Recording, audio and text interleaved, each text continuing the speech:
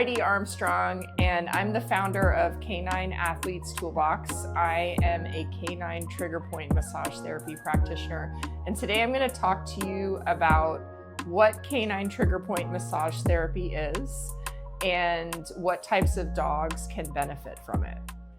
First, let's talk about what a trigger point is. The strict definition is that a trigger point is a hyper-irritable spot in a skeletal muscle. So in everyday terms, that just means that it is a sore spot in a muscle.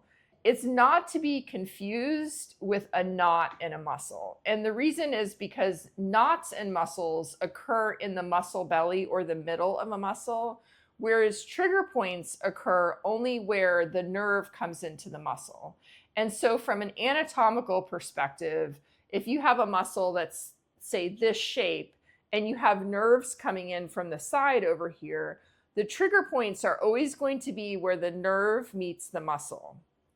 And a knot in a muscle would be kind of in the middle here, if this space is a muscle. So a trigger point is different than a knot in a muscle. Traditional massage therapy addresses more knots in muscles, whereas canine trigger point massage therapy addresses specifically the trigger points. So when I'm working on a dog, a trigger point can either feel like a small grain of rice, or more often than not, it feels like absolutely nothing, which begs the question of how do you know that a dog has a trigger point? The way we know a dog has a trigger point is we check joint range of motion. And let's say, for instance, I'm a dog, and I'll demonstrate this on Ches in a little while. I'm on my side, and you want to check my shoulder range of motion to see if I have trigger points. So we're going to try to extend my shoulder, and let's say my shoulder only goes to here when it should actually go to here. So I'm lacking, let's say, 40% of my extension. Well, then that gives me clues that the trigger points are in the opposing muscles, so they're actually in the shoulder flexors. And then I start to work the trigger points in those shoulder flexors. And so as a practitioner, I know the anatomy and the map of the trigger points. And what's fascinating is that since trigger points are based on anatomy, the trigger point map in Cheza matches the trigger point map in Evie down here, matches the map of a Great Dane or a Chihuahua. All the maps are the same, and it's the same with humans as well. My map matches Steven's map, matches your mom and dad's map. As a practitioner, after I check joint range of motion, if I notice, for instance, the extension is limited, then I work all the trigger points in the flexors. By comparison, if flexion is limited, then I work all the trigger points in the extensors. And this is because muscles work in opposition. So think about if you need to straighten your leg, your quads need to contract, but your hamstrings actually need to relax in order for that to happen. So we find trigger points based on joint range of motion restrictions.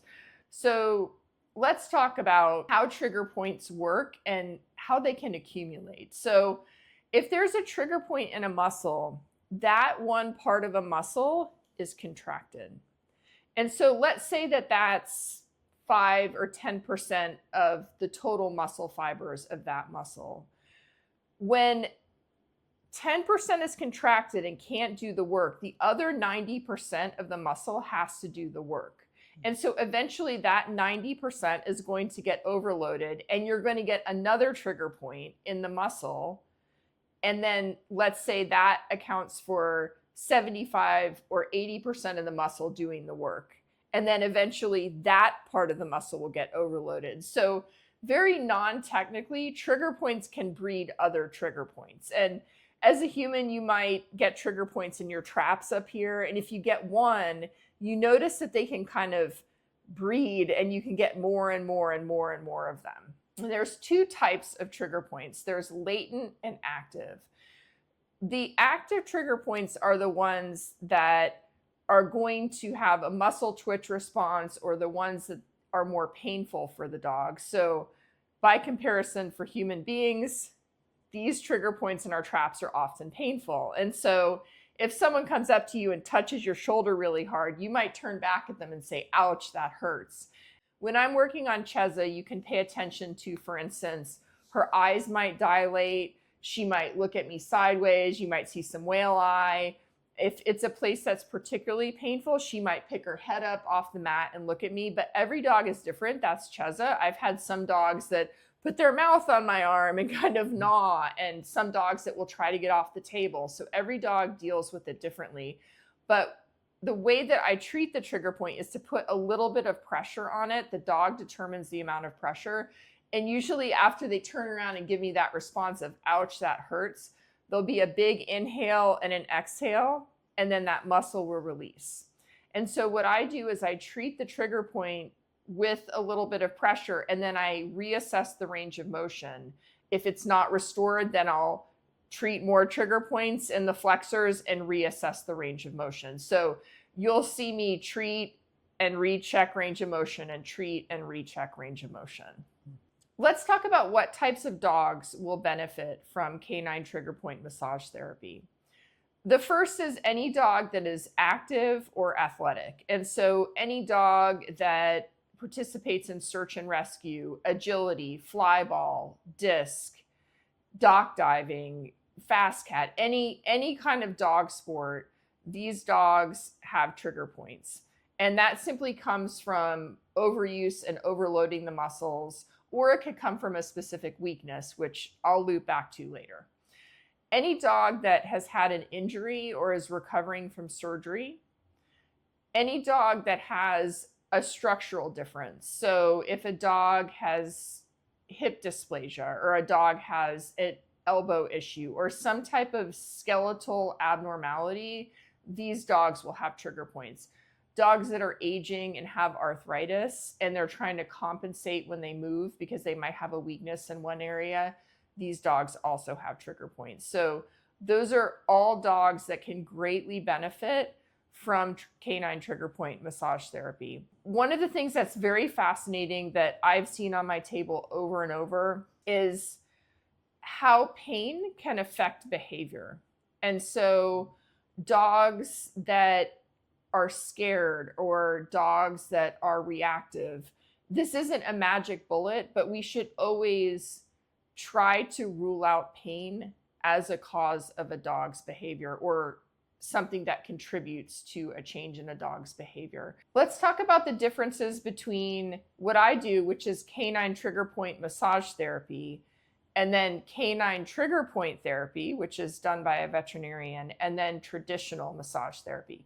I want to first say they all have their places, and one is not necessarily better than another. We always need to look at the individual dog and see what that dog needs to determine next steps. So let's talk first about canine trigger point therapy. So that's something performed only by a veterinarian. It's often done under sedation because it can be quite painful. So it's done with acupuncture needles, and often the needles will elicit a muscle twitch response, or a muscle will kind of grab the needle. So it's a sharp contraction of the muscle followed by that muscle or trigger point relaxing. But that quick grab of the muscle, I know when it happens to me on my acupuncturist table, it's kind of shocking. So it can be painful. And it's often painful to dogs. So they won't stay still for it. So they often need this done under sedation. And then what I do is canine trigger point massage therapy. So I know the map of trigger points. I check range of motion. I work trigger points in the opposing muscles. I recheck range of motion, and I work until range of motion is restored for that dog. So my dog, from a skeletal perspective, is healthy, so she should have full range of motion in all of her joints. Some other dogs may not because they have an injury or a skeletal issue, but I will recheck range of motion until it is restored for that individual dog. And then there's canine massage therapy. So canine massage therapists typically do not check range of motion. And while there might be some overlap in knowledge and they may know about trigger points, they are not specifically seeking out and treating trigger points with pressure. So they'll often do things like they're going to work muscles under the shoulder. They'll lift the shoulder and use their hand and kind of go under. There's more rubbing, like more cross fiber rubbing. And that definitely has its place. We say for canines that are in competition that it's wise to give a dog about 2 days after a traditional massage before you put them in competition, because it can end up kind of relaxing the whole dog. And so think about yourself. If you go to a massage therapist and you get off the table after an hour and a half massage, and someone told you you got to go do a 100-yard dash, you're going to kind of feel like jello and you're not going to want to do it. So it's always important to have that recovery time.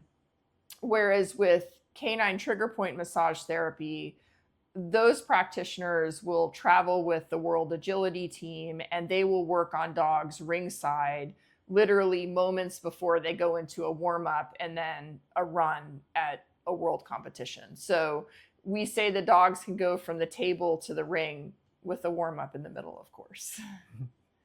Awesome. And typically, like how often should a dog get trigger point massage? In terms of frequency, it really depends on the dog.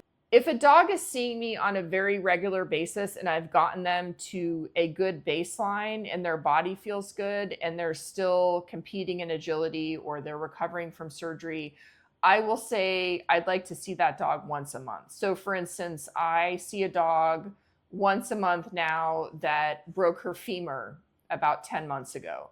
And she still has some compensatory issues. She still has trigger points, but we've worked from once a week to every other week now to once a month because she's gotten stronger, but she's always going to have issues with her body because she has a plate and screws in her leg. With a sports dog, it's the same logic. Once I've gotten them to a good place, then I would like to see them once a month. And then I always tell my clients, if you notice something or change in gait or the dog has been competing a lot, then come see me sooner rather than later. It's always better to stay on top of this rather than get behind it. Some dogs come to me and they have not had any body work done and they're extremely active. So let's take a dock diving dog that's been competing all season long, every weekend. And I put that dog on my table and it has virtually no shoulder extension. So with that owner, I explain this situation is like layers of an onion. So I'm going to work on the whole dog and restore as much range of motion as I can. That's the first layer of the onion.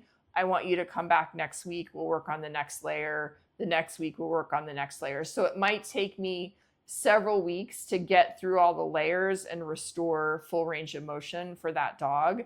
And once I get there, I'd say once a month. Got it. Perfect. Perfect. And then for a dog who's not as active, say a senior dog or a couch potato dog, do they find this helpful as well? Beneficial? Interestingly, with dogs that are couch potato dogs, dogs that don't have arthritis, and dogs that are not pulling like tractors on walks. So if it's just a dog that you have kind of a rare situation that is a less active dog, not necessarily because of age, but by choice, by just the way that that dog is wired, they're less active and they're a nice leash walker and they're not tearing around the backyard chasing squirrels, like a pretty calm dog. I generally do not find trigger points in those dogs, believe it or not. So I do find trigger points in dogs that are pets that like to run around the backyard and chase squirrels or play or wrestle with other dogs, or dogs that pull a lot on leashes. You can imagine that loads certain muscles, and I'll find trigger points in those dogs. How would a typical owner know that trigger point massage therapy is needed over any other massage? I think that trigger point massage therapy should be a first line for people that have dogs that are active, athletic, senior, recovering from surgery, recovering from injury. Because the massage itself and checking the joint range of motion can give you a lot of information. So for instance, I have an agility dog that I worked on that I could not restore this dog's range of motion. So we have the 3 try rule. So if I try 3 times to release that trigger point and it does not release, then I suggest that that handler or owner take their dog to a veterinarian. And this owner did, and the veterinarian didn't find anything, yet I just could not restore range of motion in this dog's shoulder. So I knew that something was going on. And so this dog ended up retiring from agility, working on some conditioning, and just changing the habits and life of that dog. I think that canine trigger point massage therapy should definitely be the first thing that owners seek out in any one of the situations that I mentioned. And in the absence of that, you can Google canine trigger point massage therapy in your area. If you live in Texas, you're in luck because there's a lot of us here. But in other states, there may not be as many of us. And so you can Google it and see if there's one in your area. And then in the absence of that, then my next suggestion would be just traditional massage therapy, which is also very effective. And as a third line, I would say canine trigger point therapy with a veterinarian, because there is a sedation component to it, and it definitely has its place. It's just something that I personally would go to as a third line because of the expense involved and the potential stress with the dog and whatnot. As a retired professional athlete, I know all too well about how beautiful and effective the marriage of trigger point therapy and fitness can be. In human medicine, if an athlete is repeatedly getting trigger points, let's say in their glute, then that is a clue that there is a weakness either in that muscle or around that muscle in the kinetic chain, or the kinetic chain is just simply everything being connected to everything else. So repeated trigger points in an area are definitely clues that there is something going on with that dog. The way to strengthen that area is through conditioning and fitness. In human medicine, if we see an athlete that has trigger points in their glute repeatedly, that would be a clue to start looking probably down the kinetic chain first to see what's going on in other areas of their body. So does this athlete have a foot weakness?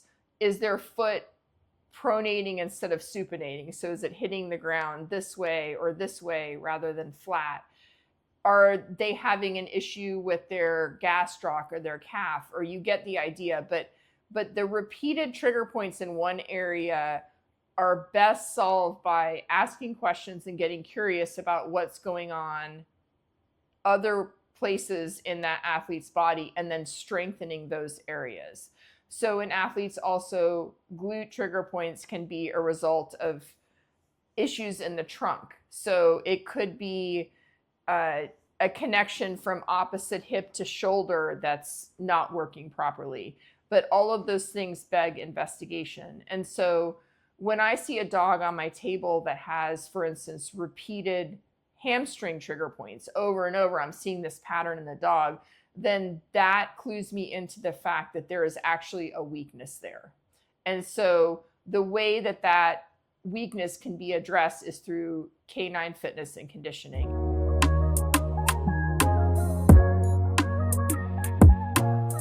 I'm going to do a demonstration on Cheza. So I'll do her right shoulder and then her right rear.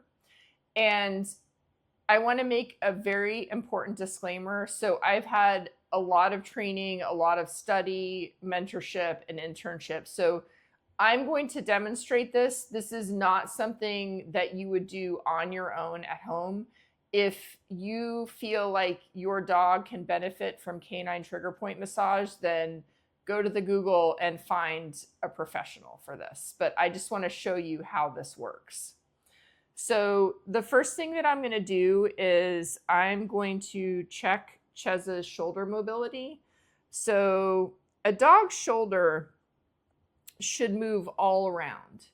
So you should be able to pull it back and up and down, and it should be able to move all around.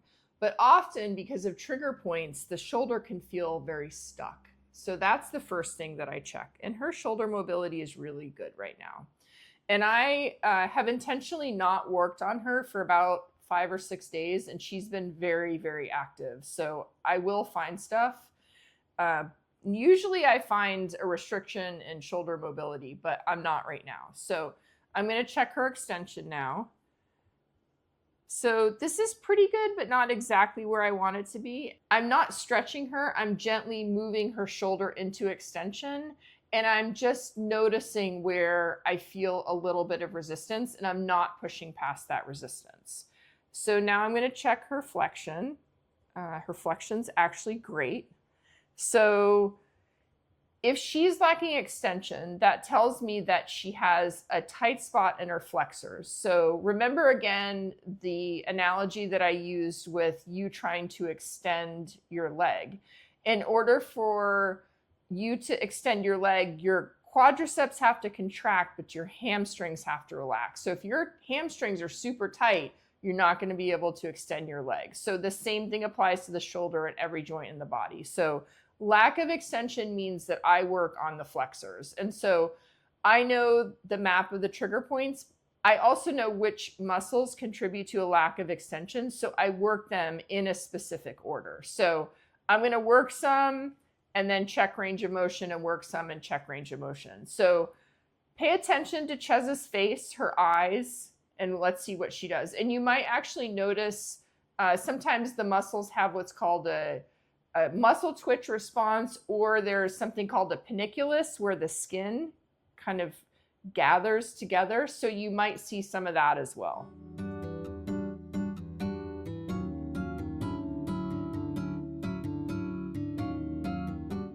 So that was a trigger point. And you saw her eyes got really big and she turned around and looked at me. So I'm putting a little bit of pressure in this area, and it's more than just a touch, but it's not too much. So this is something that comes with training and experience, and then also the dog determines the right amount of pressure.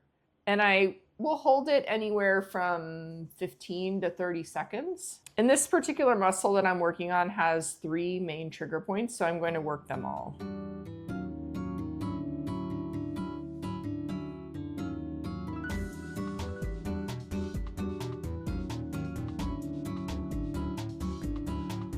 So I'm going to work the next most common muscle here.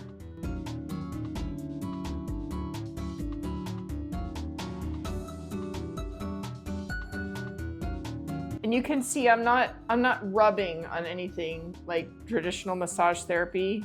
I'm simply putting pressure on the trigger points.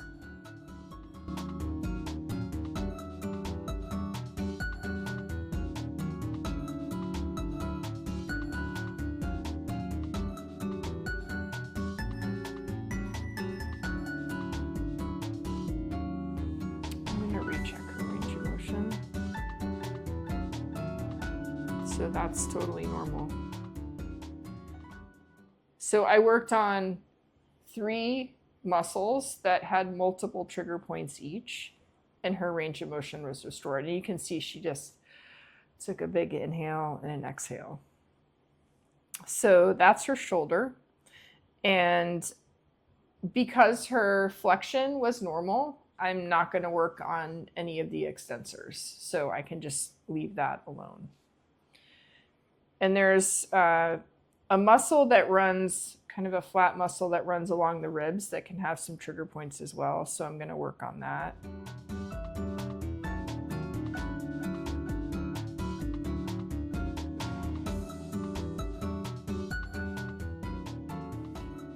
Do these trigger points have names? Individual points don't. I think in humans they do. And actually about 70% of trigger points are actually acupuncture points as well. And I don't know those names, but there is quite a bit of overlap. But the individual points don't have names like in Chinese medicine. We just say, like for my notes, I'll say trigger point in the lat, and then I will also write if it's active. So if it's very painful or there's a response from the dog, I put that there in my notes. You see that? Yeah.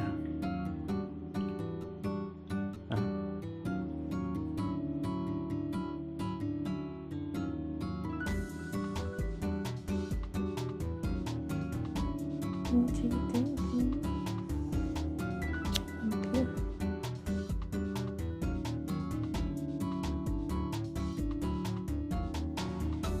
So I'm going to check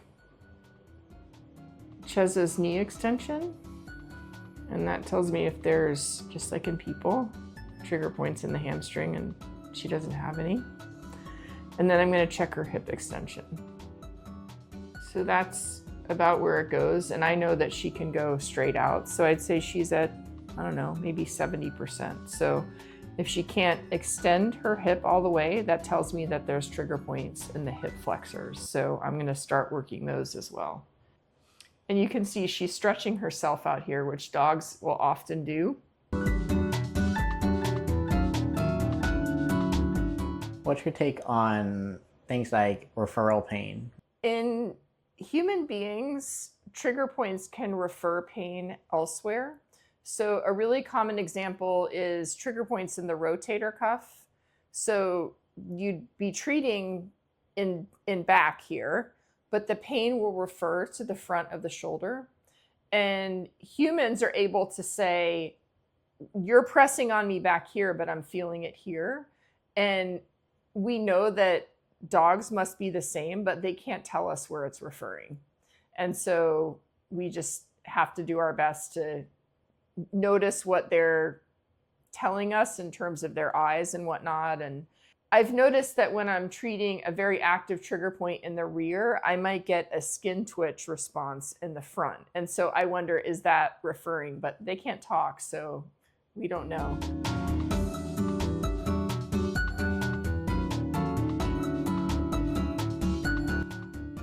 You can see her eyes are soft. She's relaxing really well, sleeping a little bit.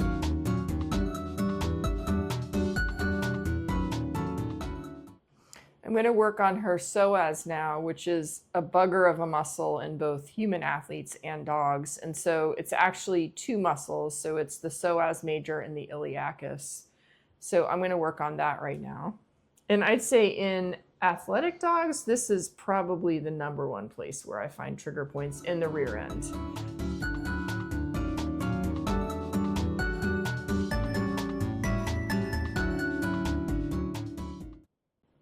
So why is that so common to find, say, an injury there or tension there? Psoas is a really common place to find an injury or trigger points, most commonly trigger points, because it's one of the major hip flexors, so it brings the leg forward. And dogs that do a lot of impact sports like agility, for instance, or fly ball, there's a lot of repeated training that goes into that. And so dogs can overstress and overuse that muscle, which can lead to trigger points. But then also when they're competing, there's this component of extreme arousal. And when dogs are aroused, the first thing that they lose is fine motor coordination. And so I'll work on dogs that fall off the dog walk or fall partially off the dog walk and have to recover, or they'll get spun around in a tunnel or something like that. But the repeated nature of the training combined with, I think, people's maybe lack of awareness that dogs need more time off and then more focus on the conditioning is what leads to injuries there. And we can do good by our dogs to do the conditioning and fitness to enable them to do the things that they're doing from a sport perspective. So I'm going to check her hip extension now and see where we are. So you can see her hip extension is much better, but not exactly where I want it to be. So not where I know it can be. So I'm going to keep working a little bit.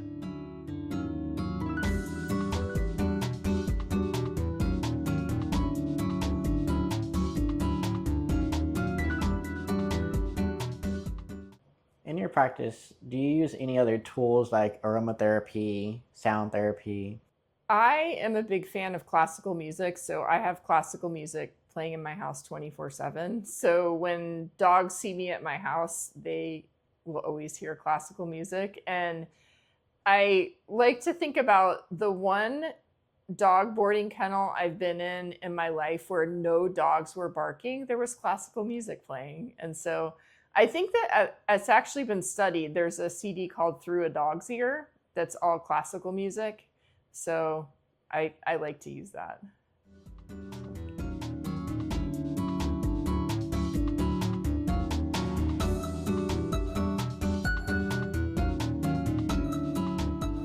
And if I'm working on a dog that has hip dysplasia, or I work on dogs that have femoral head osteotomies, I do not check hip extension. So I decide what I'm going to do with each dog based on the individual dog. So this is not a recipe that I follow every time. It's an awareness on my part to truly see the dog that I'm working on. And some dogs I work on standing up because they don't like to lie down.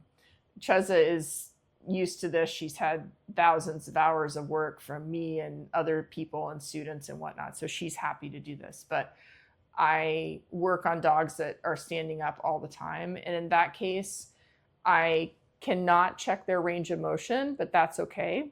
I know where the trigger points are. So instead of being more selective about where I work, I'll just work all of the trigger points. And the dogs will tell me in the same way that she does if they have a trigger point.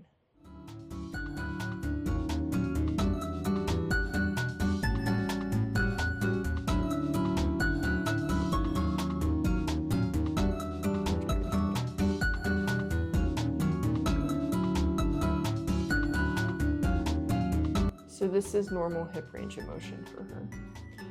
And one of the reasons that I work on this pad is because if, for instance, I'm checking a dog's hip range of motion and it's limited, and I see like this leg sliding when I'm moving, it gives me clues about what's going on. And so I like this surface to work on.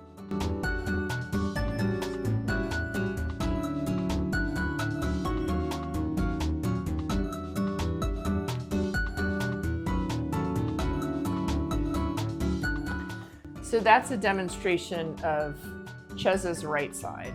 And I would work the left side in the same exact way.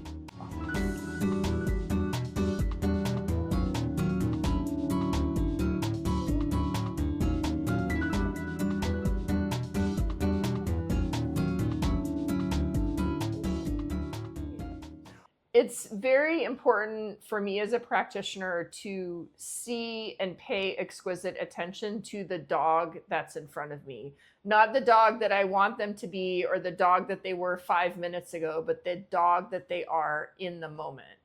And because observation skills are so important to me, I will work on dogs that are behavioral cases or dogs that have a bite history only if I can work with an owner that has equivalent observation skills. And so if I'm, for instance, working on the rear end of an enormous dog that's really hairy, I can't always see their eyes. And so that's a very important clue. And so I want to be able to communicate with the owner of what might be going on with that dog. And the other thing that I talk to the owner up front is I set the expectation of the dog dictates what this session looks like. And so I have no expectations. I have no intentions other than to keep the dog comfortable from moment to moment. And moment to moment is the most important thing, because a dog can be comfortable 10 minutes ago and then in the moment say, I need a break. And so it's my job to pay attention to that dog and truly see the dog in front of me and communicate with the owner. If I'm working on a dog, the owner sees the dog needs a break, then the owner will tell me, this dog needs a break, let's get them up and moving around. And in those cases, I will often work with the dog on the floor, and then we'll let the dog come back to the area. And if the dog goes and stands by the door, then we say we're we're done. And so I don't have any intention of working through the entire dog. I tell the owner, I may get through this dog's right shoulder and that may be all we do today. Or we may get the dog standing on the mat and comfortable with me sitting in its space, and that's all we do today. And so I think it's very important for owners to realize that there are options for practitioners that will work with their dog if the circumstances are right, which means that the practitioner you're working with sees the dog and that you're able to see your dog as well and communicate with them. Okay, Evie, you ready? You ready? So Evie's a little bit of a shy dog. So we're going to see what she tells us. All right, ready, girl. There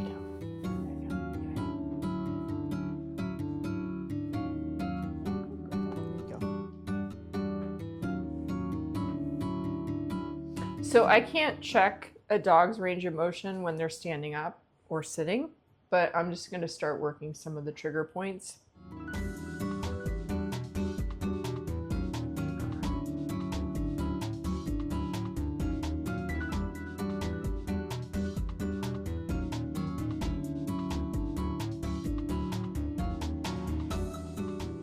So she's having some muscle twitches with this trigger point. This is Terry's major, Terry's minor, which is a shoulder flexor.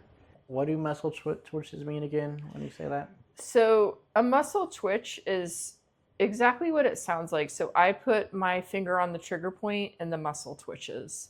Muscle twitches tend to happen with active trigger points. So those are ones that are more painful and will contribute more to limiting range of motion.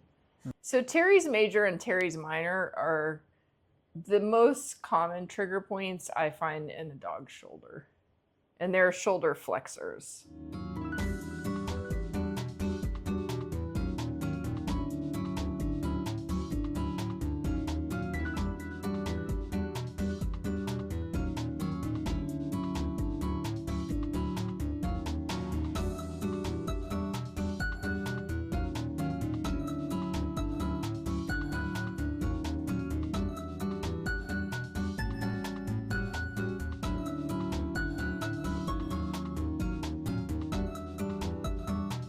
She's actually leaning into me right now.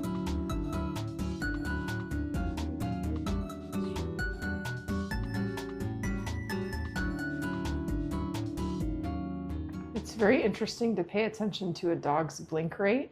As they start to relax and the trigger points start to release, their blink rate will slow down and slow down and slow down. And then they may even drift off like Cheza did. Wow. It's pretty fascinating. Mm-hmm. And some dogs will start like standing and then they'll sit and they'll be like, I gotta lie down. Yeah.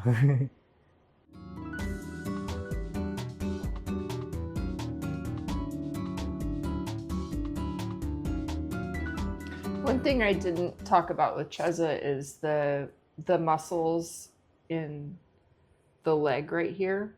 So normally I would check those muscles by checking the wrist by bending the wrist and comparing it to the other side, because some dogs are equally inflexible but in their wrists, and I want to check that bilaterally they have the same wrist flexion.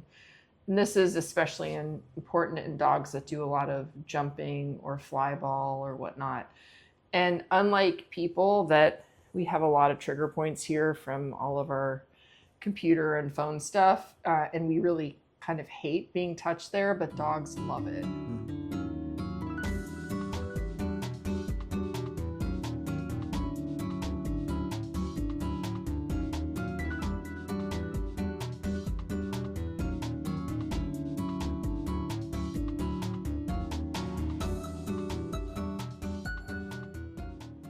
So trigger point, I mean, sort of means a lot of activity in certain areas. So there's a lot of activity in, say, her front. So you have to release the trigger point in those areas. Yeah, a trigger point tells me that for whatever reason, the muscle has been overloaded beyond the load that it's able to handle. And so it may not be able to handle the load because if it's an athletic situation and a repetitive movement situation. It could be an agility dog or a dog that swims a lot. And humans think about runners that run miles and miles and miles and miles, or sprinters. So that muscle just simply cannot handle the load that's been placed on it because of an athletic situation. And the dog is strong enough, it's conditioned, but the load of the athletic ask is too much for that muscle. And that's just normal athlete trigger points. And then trigger points can happen because of a weakness in the area too, where it's the same thing. The muscle can't handle the load, but in this instance, it's because it's simply weak. And then it needs to be strengthened, or muscles around it need to be strengthened. Yeah. So I've worked her entire shoulder. So all the flexors, all the extensors. I'm not getting any more muscle twitch responses, which that's not the only indicator of a trigger point. That's just an indicator of an active trigger point. And I'm not going to make her lie down because this is her first time on my table and I want her to be happy and comfortable. So I would venture to guess that if I checked her range of motion in her shoulder, it would be good right now. All the points along their skull right here, we call them the calm the fuck down points. She clearly doesn't need that. But just right along the middle right here, just rubbing that can really help calm dogs. Yeah, she totally just drooled right there. Did she? Yeah, she did. The benefits of canine trigger point massage are improving range of motion, which I demonstrated with Cheza, restoring muscle strength, which I mentioned earlier that a trigger point can occupy part of a muscle so that it can't be recruited. So 5%, 10% of that muscle. So then the overall muscle strength is reduced. By releasing the trigger points, you improve the strength in that muscle. And then both of those things can result in improved athletic performance as well. So for people interested, how are they able to find you? You can find me on my website at canineathletestoolbox.com or email me at Heidi, Heidi, at canineathletestoolbox.com. And I have an Instagram for Cheza, and I post some canine trigger point massage stuff there, mostly tricks, but it's Cheza, Cheza, the trick dog.